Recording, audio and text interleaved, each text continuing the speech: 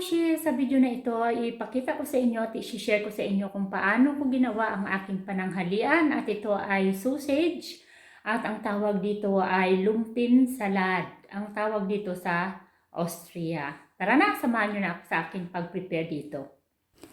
At ito naman lahat ang ating mga sangkap mga mamshi. Meron tayong sibuyas, hiwain natin ito at pagkatapos balatan natin itong ating sausage. Isa lang ang ginawa ko kasi marami na siya pag nakihad ito. Hiwain natin ito ng manipis at pagkatapos ilagay natin sa ating bowl.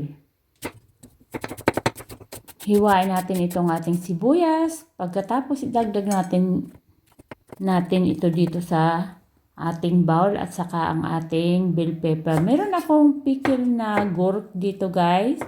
At ito ay maasim kaya masarap ito sa ating salad.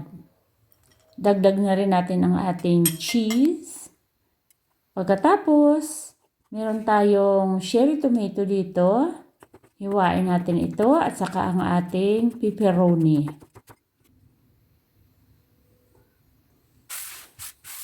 Pagkatapos sa lahat, gagawa tayo ng ating salad dressing. Meron tayong 1 kutsara na mustard, 2 kutsara na vinegar, 2 kutsara na mantika, olive oil. Pagkatapos, half na asin at paminta po.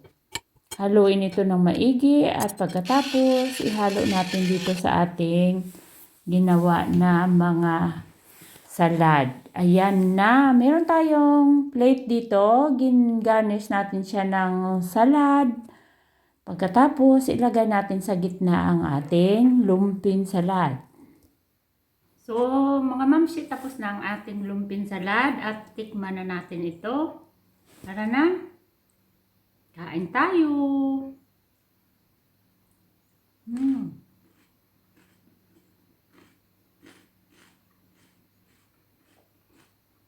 Sarap.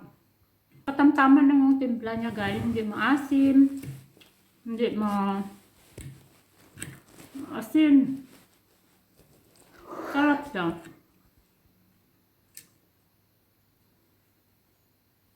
Ito.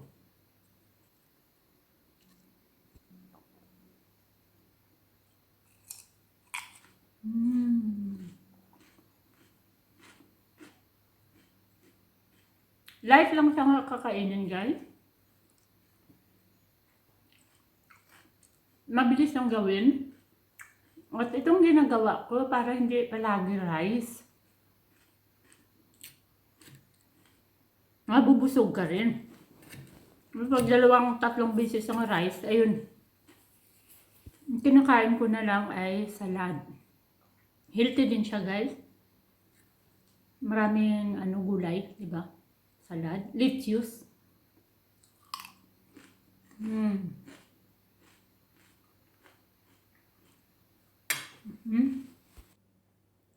Magandang panahon. Sampat ito sa